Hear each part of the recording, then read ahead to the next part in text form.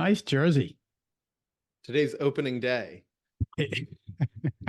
Are you headed to the game? No, I've got to work all day, man. I got things to do. Just excited to have you, Rod. Yeah, I'm at the quad, man. I can't stop following you on Facebook now. Like, that kid is huge. Man, I tell you, I'm doing too much. I got to just back it off a little bit, but it'll be all right. Keeps me sane. Yep, that's right. That's the whole thing. Yeah. All right, here it is. Thank you so much for coming to check out another episode of the Stash Cast, where we have interesting conversations with interesting people focused on commercial real estate and the world of prop tech. The Stash Cast is brought to you by Needle. What if you could use data and analytics to predict which transactions were going to occur before anybody else? You can with Needle. Come check it out at needle, NEDL.us to learn more. All right, today I have the one and only and the amazing Rod Santomassimo here. Rod, thank you so much for joining us. The cheese and crackers. Yeah. I am probably the one and only Rod Santomassimo. That is probably true. You don't get that combination of those names. So I think you I'll leave it are. at that. Yeah. Rod, I'm super excited to have you today. You are definitely a very influential person in the commercial real estate brokerage world. I know who you are, so maybe let's start with, if you want to give a brief summary of who you are and what you do, that would be great. Sure. I guess for the purpose of this audience, I'm best known as the founder of the Massimo Group. And the Massimo Group is, I would suggest, the premier commercial real estate broker coaching organization in the industry. We have clients throughout the world now and been around for 15 years, helping individuals like you, Stash, build that business and life that you desire. And we're excited to help individuals. Now, every day I wake up saying, what else can we do? What else can we do? It's always my thing every day now. So it's exciting. Yeah, no, that's it. It is true. I was at a very pivotal time in my early career, and I was like, I got nothing to lose. And I subscribed to the coaching, and that is what has helped me get from where I was, just struggling to get started, to now we've got lots of activity and I've got a whole team, and it was just me. And now I've got 6 guys I work with regularly. So Now you're an authority. Don't minimize it. Now you're an authority, and we're pumped for you, as we are all our clients. But it's a pleasure being here, and I'm excited for everything you're doing. I think that needle thing is incredible. So I'm excited to talk to you. thank you.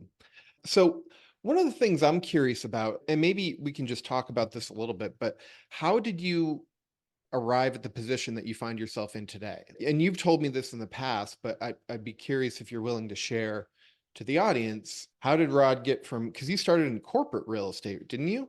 I was a broker at first, so like you, Stash. I originally started out with odd jobs. So one of those jobs was being a broker, but I just found I enjoyed the working with businesses more than working transactions. That's just what I did. So I ended up being in a corporate real estate world with the old firm called Sperry Van Ness, now SVN. And then Right. in 2008, we had a little bump in the road, and I found myself unemployed. So I was a senior leadership team, but they did some cuts, and I was cut. And then in 2008, the Great Recession, I looked at my wife and said, I don't think I ever want to work for anyone ever else again. I think I've done that, and I've learned what I need to learn. Let's go start a coaching company. I had no idea what that was at the time. I had no idea what I was doing at the time. 15 years later, and 32 coaches now across North America. We're doing okay. Yeah, that's awesome. So what was it about coaching? Because in my mind, it's like you have all the skills to build a tremendous brand. I'm wondering why you didn't decide to go and do that. Yeah, I thought of that maybe the route to just do brokerage, but I do. I just enjoy. And look, I've been a COO of a a telecom firm we took public. I've been a CFO of a law firm. I started my career in consulting.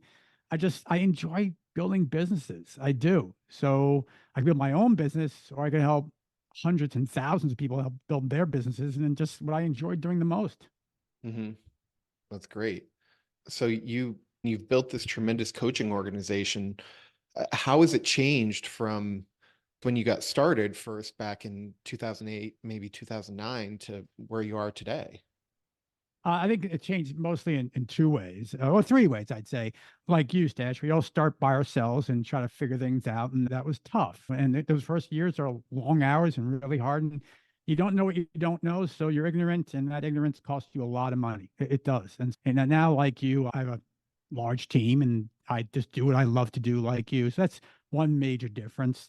Definitely, number two is the technology is completely different. With my original clients, we were mailing paper back and forth on certain exercises we were doing because we had some people were concerned about email confidentiality back then. Today everything we're doing is boosted by AI, so it's a completely different world today. It Yeah. just is. And last but not least, I think the real estate world has changed as well. You're seeing more and more of perfect segmentation of brokers who should be in large firms and doing extremely well, and brokers that are realizing, hey, I am my brand. I'm going to do really well, and they are starting to do well. I think you've seen a difference in the real estate as well, and that will continue. Can you expand a little bit more on what you just said about brokers? Some people maybe belong at a larger firm and some are their own brand and thrive on their own. Talk about Yeah, that because I'm curious from my own perspective. yeah. Look, first of all, everyone is wired differently. Every personality is unique. It is, and yes, we assess, and that's not test. That's the wrong word. Assess the natural behaviors of all our clients, right? And you went through the assessment. It could be a Colby, could be DISC, could be Myers-Briggs, but we do something called the AVA, a vector analysis. And what it tells us is where most people will be most comfortable doing what they're doing. And that's it. Where would you be most comfortable naturally doing what you're doing? Some people are really comfortable in a structure, in an organization with support. They really, truly are. And they will thrive in those organizations. They will. And with that support and that network and that leverage and that affiliation, you do extremely well. And we have clients in the big firms, JLL, CBRE, Cushwake, right? Newmark, all the bigger firms, Colliers, and they're doing really well. And it's perfect for them. It is. But then half our clients are in more regional firms, Capstone, right? Yeah. Or independent. And we find they thrive on just being and building their own practice, right? Doing what they want, their rules, their regulations. Yes, you can leverage the brand, but Stash, we find more. And I know there's an article, I don't know if you read the Commercial Observer, but last week, Commercial Observer did an article on, are the super brokers dead? And that's because there's been an exodus of big name brokers lately from big firms. There Right. has been. And their conclusion was, hell no. The broker is the person that the client hires. The brokerage firm is great and supportive. Don't get me wrong. I love all those firms, but it's the broker, the individual broker that's going to do the work and create the results, not the firm. Unless, of course, it's an institutional play. And Stash, you don't, nor I do. I mean, we don't do 100 and $200 million deals right now, right? You're doing more $20 million deals, $50 million, $2 million deals. That's where Sure. most of the practice is. So that's why I see the biggest difference, Dash, from that differentiation, those two things I'm seeing in the market.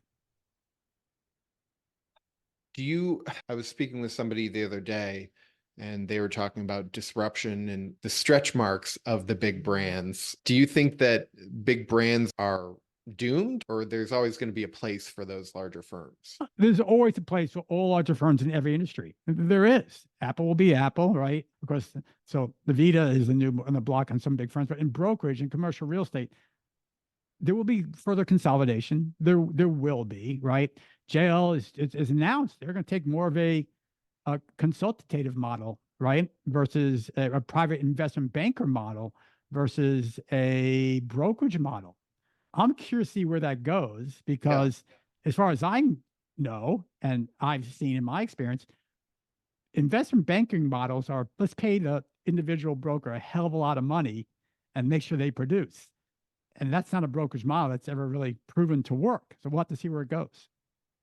Yeah. The brokerage model is you eat what you kill. And Right, you right, you try and right. surround yourself with people that are complementary to your own skill set to fill in that's what I've done partially with your help and that of Massimo is to find complementary skill sets of guys that do well what I don't do well. And look, and you can find those in large houses. You can, right? Research, fulfillment, all that you can find, and you can find it on your own as well today. And now with AI and outsourcing, and I would say that's probably what's funny. When I wrote that second book, Teams Built to Dominate, that book was written with the lens of you needed your own team, structured team, everything in place, right? You needed to hire all these full-time employees. That lens has shifted significantly now to look, I don't know about you, but in most teams we work with and my teams, I have outsourced people, I have independent contractors, and they work just fine. My team is completely virtual. I work out of my house for the last 20 years. I don't have an office. So teams even have changed. And that's another big change, Stash, that we're seeing and we'll continue to see, especially now with AI. Yeah, let's talk about that a little bit because I remember when I first got started, everything was over Zoom, and I was like, "What is this? This doesn't make any sense." And now here we are Here we on are. Zoom. But you've always been a big proponent of technology and leveraging it.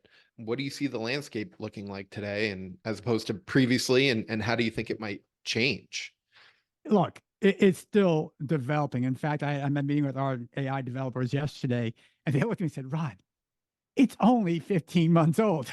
I was looking for them to do something like that's a great point. And the thing we're working on right now with the converse bots that actually call prospects for our team members, our clients, that's only 3 months old. And that's still in place. And we don't know if the legislation from the government's going to say, it's very likely the government's going to say, you cannot have bots calling on anyone's behalf. That might happen.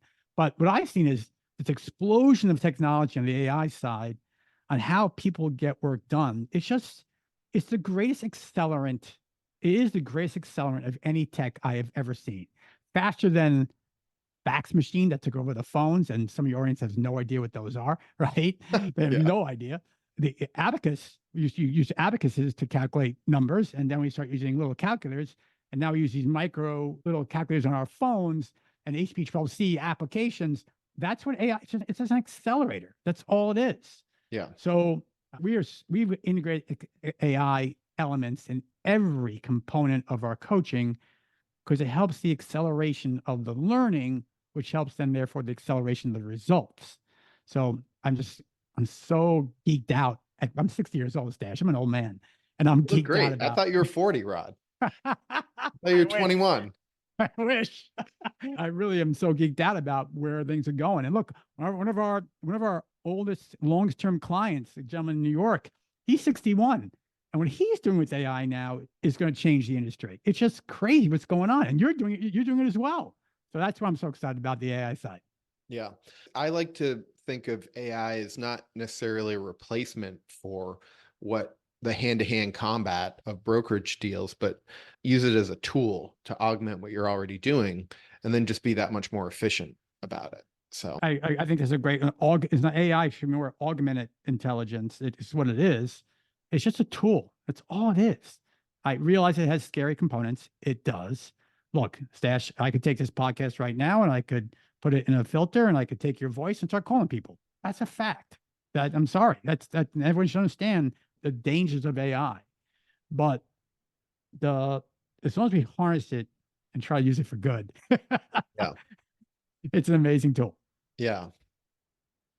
Yeah, for sure. It is an amazing tool. And I think as long as it can be, I think that people generally want to do good. Obviously, there's always bad actors and malicious intent, but I think for the most part, people want to do good. So as long as I remember, and it might still be their philosophy, but Google's motto was do no evil or something like that. Mm-hmm. And that's a good tech companies, especially the big ones with a lot of power and all that, can operate under that same MO. That would be great. Yes, it would be. And look, I read AI newsletters, multiple of them every morning to see where we are and what's going on. There are dangers, but again, you have to use the tool. You have to use a calculator. You have to use the smartphone. You have to use AI or you will fall behind competitively and you will lose market share. It's just that simple. Yeah. I'm wondering, so you see people and brokers in all ranges of their career, as well as different product types and even disciplines, leasing, investment sales, generalists, things like that. I'm wondering if you can talk about some of the maybe common or successful traits that you see across people that make them a good fit for commercial real estate brokerage. Yeah, I think if you can picture a pyramid and let's put it in three lines horizontal, think about that. And so there's different levels of ascension for brokers, and we see this across the board, right? The bottom level is the first level, and those folks are really they're spectators in the industry. They could be brand new, or they can be complaining that it's the market's problem, not their problem. Those are the spectators. And stash and brokerage, that's probably 20% of the brokers. Meh, 15, 20% of the brokers are spectators. They're not going to last. And that's the cycle of brokerage. Most brokers are in the believer zone. I would say you probably have 70% of your team in the believer zone. So you got 80% of the brokerage population in spectator believer. Believers are capable. Most brokers are capable. They can do the work. But unfortunately, when I use the word most brokers, that by definition means a commodity. And they are commodities. And those commodities still haven't built the teams like you have. They haven't gotten to be the market expert like you are. They have yet not to. And they still held back by this thought of more of an employee mindset versus an owner mindset. And so brokers, those that are most productive and the best for the top, they have more of an owner mindset. So the next level up would be producers are probably another. Now I got 80%, probably another 15% are producers. They're making mid to high six figures consistently. They have a good life. They're independent, but they're also reach a level, and we see this a lot across the board, Stash, where they're happy. And that's great. Look, that's awesome. You and I know you, and I know me. We're happy. We're just not satisfied. You know? On the nose, exactly. Right? You and I are never satisfied. Stash, I don't know if that's a good thing or bad thing. I don't know that yet. I go back and forth with it too. Our wives might have a different opinion, Yeah. but there's a level of brokers that they're producing well and they're happy and satisfied and they're good and they're fine. And they'll say, I'm good, I'm fine. I don't need to do anymore. Then you get to the next level. And that next level is only the 5% of brokers. And that is those that we call the authorities. They are driven. They're always asking what's next. They're seeing the market as a resource. They're in command of their space. They're CEOs of their own enterprise. It could be small. It could be 3 people. It could be 50 people. It doesn't matter. But they're the authorities. And those authorities have a significant market presence. And they dominate. And those are the dominators, the authorities. And that's what we see in the brokerage spectrum, knowing if there's a bell curve. Most brokers are commodities. They're believers. And that's okay. But you can always get better. Right? Yeah. Have you found a way to effectively transition somebody from that believer to that maybe producer space? Yeah, that's all we do. Yeah. That's all we do at Massimo. So at Massimo, it's all about looking at where someone is, finding the holes in their organization. And everyone, this is true. You and me have the same limitation. We don't know what we don't know. That's the fact. Now, more than most brokers, and yes, I know more than most broker coaches and most brokers because of my just being surrounded a community of thousands of brokers every day. But we still don't know what we don't know. So that's where I first start out with every broker, and our team does. Okay, here's the pillars you need to put in your practice. And look, the pillars are the same for any business listening to this besides brokerage. There's the 5 pillars, right? So in business terms, it'd be sales, marketing, operations, finance, and HR, right? That'd be the 5 sectors. In our world, sales is prospecting. What are prospecting habits? Most brokers or commodities have poor prospecting habits. They just do. Either what they're saying, who they're going after, how they're saying it, who they're serving, it's not defined. Second, presence. Marketing in our world is presence. Most brokers, commodity again, do not have significant market presence. They're just seen as a broker. You just can't win more opportunities when you're seen as one of many. So we start building out their market presence. Third, their finance, their pipeline, how they manage their pipeline, how they manage their after tax dollars, and what tax strategies do they have, right? What saving strategies? Stash, I'm sure you're not going to be shocked at this. Most brokers don't have a financial plan. They don't. They're living commission by commission. They're chasing deals. It's not where we should be. Operations is processes. The 4th P. Processes is everything. You have processes in your organization, your team. I have processes. Process is how we get things done. And so when I bring people on, build my team, they know this is how you do it.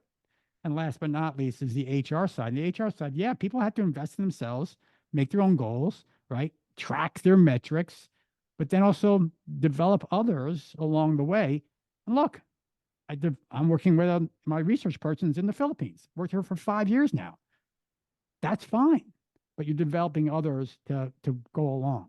So I think those are the basic 5 principles that any business will share with you to build a foundation of growth.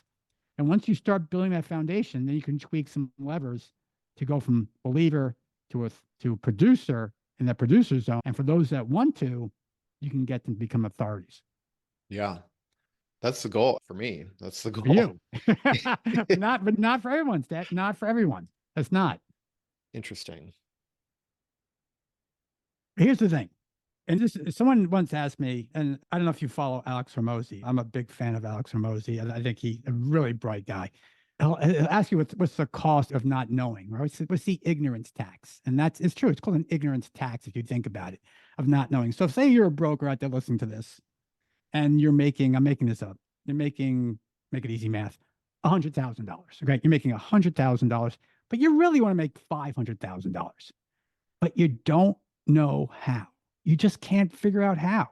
By the way, it's not that hard. You can't figure out how. So what's that costing you? The fact is, every year you can't figure it out, it's costing you $400,000.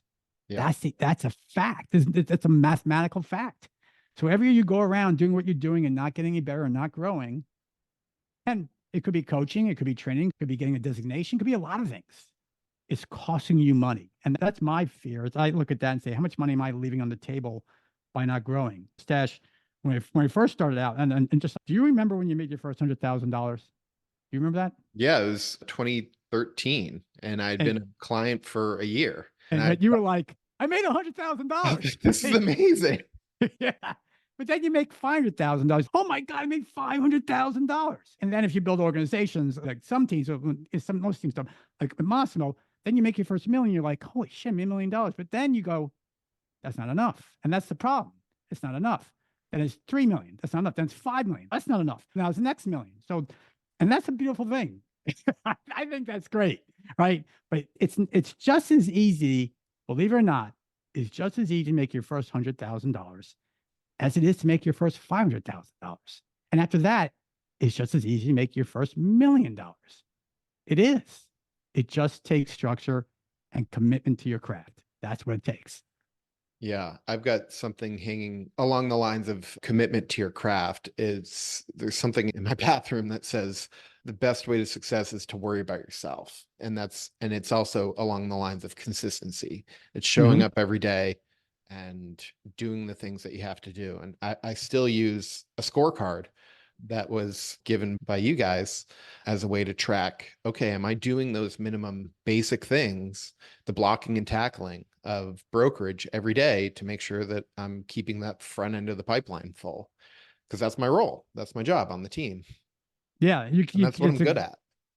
There's a great book called The 4 Disciplines of Execution by Covey's son and Chesney. And it talks about, look, there's lead measures and lag measures. The lag measures, so Stash says, I'm making this up, Stash. Stash says, I want to make $1 million this year, right? That's a great lag measure. You can't figure out if you got it or not until December 31st. You can't, right? But the lead measures, the calls, the meetings, the conversations, the proposals, right? All those lead measures that move towards that lag measure. But what's the most important thing? And you got to have the lead metrics and track them. In fact, at Massimo, we're doing for 15 years, thousands of clients. Those clients that actually track their metrics, like you, actually track their numbers on a consistent weekly basis, exponentially make more money. Understand this, exponentially make more money than those clients that do not. Right? Because if you don't know your numbers, you don't know where to start moving things around and adjusting to figure out this is working, this isn't. Let's do more of this. So, I'll give you a perfect example. So now we start, and I'm embarrassed to say this is embarrassing. I'm doing this 15 years. Just this year is the first year I ever did Google Ads. First year ever. And it's embarrassing to me that's the case, right? What the hell was I waiting for? Did a lot of Facebook ads, but never did Google. So in the first month we made 10x our return, right? The second month, we made 15x our return. So we started playing with the numbers. This ad's working, that ad's not working. We're tracking the metrics. In the third month, we made 25x our investment. Because we know what ads are working, what ads are not. And it's the same thing you said, Stash, earlier. You know your numbers, so you know what's working and what's not. If you don't know, you're just winging it. And you're winging it, you're never going to win. You're just not. Yeah. It's tough. It's really tough to run a brokerage practice, whether it's you on your own or you as part of a team. Like, it's not an easy thing to be in my position, an investment sale broker in whatever market you're in. It doesn't matter the market necessarily.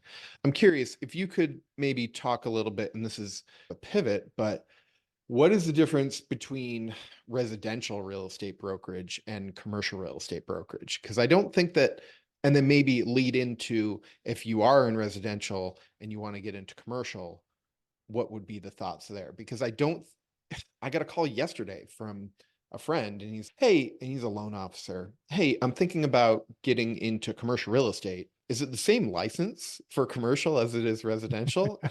Like, yes. Unfortunately, yes. Unfortunately. First of all, I'm going to talk about again, this goes with the big most, not everyone. Because look, there's some residential brokers that are really they kill it. They just not only amazing. kill it, but like Ryan Sarahan, probably the most popular residential broker on the planet, right? I was listening to his beginning of his book last night during a drive, just because I wanted to hear what he had to say. And he was talking about going and looking at due diligence and discovery and planning. And it was not a residential broker transaction. It wasn't just selling a house, right? So residential brokers are different levels, but for the most part, look, residential brokers, you're selling a single family home. You're looking at a lot of emotion. You are like commercial, but it's a more straightforward transaction. The variables, right? The financing needed. It's generally not any zoning issues you deal with. So it's a very straightforward transaction. It is, right? And there are those that kill it. And those that kill it, as we said earlier, the authorities, they have market presence. So it's amazing residential brokerage, but it has nothing to do with commercial brokerage. Not good or bad. It's not saying it's worse or better. I'm not. It's not. It's different. It's just different. It's a totally different model. Commercials, a complete variety of gambit property types. In New York, you can sell air rights. Air, Stash. You're selling air. Think about that, right? So it's a completely different gambit of property types and specialties and focus points. And you can really get down to the niche. For example, we have some brokers that just focus on nothing but cold storage, and they're making millions, right? Or they're focused on just garden apartments of certain size units from 20 to 50 units, and they're making a lot of money. So you can really specialize in that. Also, it's a much higher investment number game. You have to know your numbers, have a team that knows their numbers, because what I've learned is, and Stash, you invest in real estate, I invest in real estate. An investment broker is completely different than investing in real estate. Completely. It's a totally different skill set from that standpoint. So I would say they're completely different skill sets. I have seen those that are residential, and that's the word we use for. I do a little residential, commercial. Yeah. You're a generalist. You're a commodity, and it's not. I'm not not a negative. It's not a negative. It's a spectrum of skill sets, right? You sit in that world of residential. You are now a commodity, and you're not special. You're not, and you'll still make some money. Don't get me wrong, but you're never going to be looked at as a resource or a producer or an authority in the ascension pyramid. You just can't be. Yeah. And sometimes that's due to the geographic territory that you're in. Absolutely. That's just what is there. Yeah. If it's a tertiary, look, we have specialists. You and I have a good friend, I believe, in Bo Barron. Yeah. Bo is in Owensboro, Kentucky, right? I love Bo. He is fantastic. He's a friend, a dear friend, and he's an amazing broker. But he's in Owensboro, Kentucky. He can't specialize in office in Owensboro. He can't. You can do office, multifamily, industrial, retail. You got to be a specialist. And he's an authority, by the way. He is a true authority in the marketplace. So, yeah, you're right. You have to be more, but you still can be an authority without being a generalist, if that makes sense. You can be. Yeah, that makes sense. I'm curious if you mentioned brokers that just do cold storage, for instance. I've heard of people trying to target just cell phone towers, for instance. What maybe, and maybe it's a result of technology, or it is clearly. What kind of emerging specialties have you seen that you've been, oh, that's interesting, surprised by? Certainly cold storage I understood, and that's on a national platform. That gentleman was with a national firm, and that makes sense. But here's the one I really, and it's a client of ours, okay, and I can't give the name because of a confidentiality, Sure. but the client did nothing but specialize mobile home parks, but it's a certain type of mobile home park. And of course, you can't do that on a local basis. You can't make any Right. money. So first he was making around 300,000. Then he moved to high six figures, then seven figures, then eight figures, eight-figure brokerage. Think about that, right? But he Yeah. did it by using technology, a CRM, a network, owners across the world, across the North America, and he built out his team. His team was small, only 4 or 5 guys, and yet it was an eight-figure team. I mean, eight-figure team. There aren't that many eight-figure teams in the United States. There just No. aren't. But he did it specializing on one product type on a national basis and did it better than anybody else. And that's the specialty right there. I think I know who you're talking about. He's an amazing guy for sure. He Completely is. unassuming. Fascinating. Yeah. So with the Massimo Group, do you offer coaching for just individuals, or do you also take a whole team, for instance? No doubt, most of our clients are individuals who invest in themselves. In fact, we do not, this is a mistake I made early on. If a company said, I have some brokers, I want them to do your coaching, I said, great, let's coach them. But the fact was, Dash, when someone doesn't have skin in the game, they don't do what they need to do and they don't have results. They don't have results. We look bad, right? We do. So we stopped letting anyone get coached who doesn't have skin in the game. They must invest in themselves. Most of our clients are, in fact, individual brokers or a team of two. We generally don't, we do have private coaching programs for larger teams if they wish. And that's our core components. But most of our clients are single or teams of two. That's who they are. Mm-hmm. Okay. Or if you're, if for example, you have a team of 10, they're all getting coached, but they may have different coaches within our organization, because sometimes that's the coach client relationship is an important element of the experience. It is. Yeah. Yeah, it absolutely is, because you've got to match personalities, Yeah. which is a challenge. So Stash, as an example, I completely forget. It's been so long. Stash, you remember who your coach was? My first one was Gary Tharp. Okay. Who's your second one? Paul, I forget Paul's last name, but he is. Paul Yeah. Reitz. Yeah. Okay. Yeah. Gary, very laid back, really laid back. Yeah. Paul, much more strategic, right?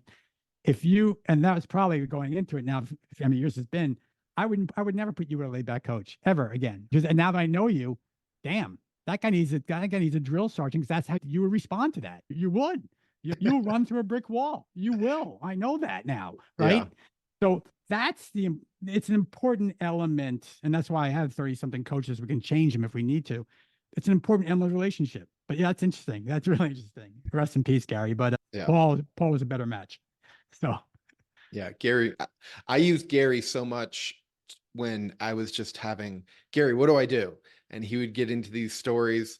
Oh, back when I was in Hawaii, we used to give away a TV as a sales prize. And he'd be talking. Okay, great. I figured it out. I got to go. Click. yeah, And again, based on your AVA, you're a quick start. You're good. You're going. You got it. Right. Got it. Go on. Go forward. So yeah, that's why the match is important. Yep. Yeah. Yeah. No, Gary was great. Do you see, so you coach people internationally. Is there a difference in the United States, say, versus Canada or otherwise? Not at all in Canada. Not at all. There are clients in Australia. There are some mild differences, but here's, as I said earlier, the principles are the principles. You got to get a presence. You got to prospect. Sure, the dollars are different, and the way they negotiate their deals in Australia are different. They are, but the principles don't change, and that's the beauty of it. That's why I love when someone goes, we get calls all the time. I'm different. Yeah, you are, but you're not. You're a Right. business owner. You have to do these 5 things really well. You can't grow your business. So no, we don't see that. And right now, we're not in a non-English speaking. We just can't right now do that. But now with AI, Stash, here's the crazy thing. With AI, now most of our training, or sorry, coaching, I never use the word training, but our modules, they're all AI avatars now. There's not old videos of me saying, do this. They're now all AI avatars. So if we had a client with AI, I push one button and every single training becomes Spanish Yeah. or French or Japanese. It doesn't matter. It's incredible. That's awesome. What's your goal with the Massimo Group? Do you want to, you already are the largest commercial real estate brokerage firm out there, or brokerage coaching organization out there. That's a great question. That's a great, and I wish I get coached, but it's very important to understand this. I always get coached. And that's one mistake I didn't make. When I started, I tried to figure out everything on my own. I was working literally 16, 17 hours a day, every day for 2 years, trying to figure it out. Man, how much money I left on the table because I just didn't ask for help. That was a mistake. So now I get coached all the time. I go with high price, high end coaches to teach me things. And she asked me, I had a big thing to talk to her about yesterday in my coaching session, and it was called the decision. So you asked that question, Stash. I don't have the answer yet. Is it, look, I'm 60 years old. Do I want to run this crazy race like I love for the next 10 years? Probably not. I probably realize I should start traveling more and doing more things besides Massimo. I will still always be part of Massimo. I will still always own Massimo. I'm not selling Massimo. But yeah, I would like Massimo to double its revenue in the next 3 years. That's the goal. I'm going to double our revenue. And to do that, I need more coaches and I need a better presence on the international cycle, just not the United States. So that's where I see Massimo going. I think we're going to get there personally. I think we can. So I'm excited, really excited. That's awesome, man. Thank you so much, Rod, for joining today. If somebody is interested in either being a coach, if they have the qualifications, or being coached, no matter what stage in their career they're at, what's the best way to get in touch with you or reach out to the organization? Always the best is our website, Massimo, Massimo group.com is the best way. We got a lot going on right now. We're introducing something next week. I think it's going to change the industry. We're doing a lot of things crazy now. So we'd love to talk to you. Awesome. Rod, thank you so much for joining today, and I hope you have a great rest of your day. Okay, buddy. All Take right. care. Okay.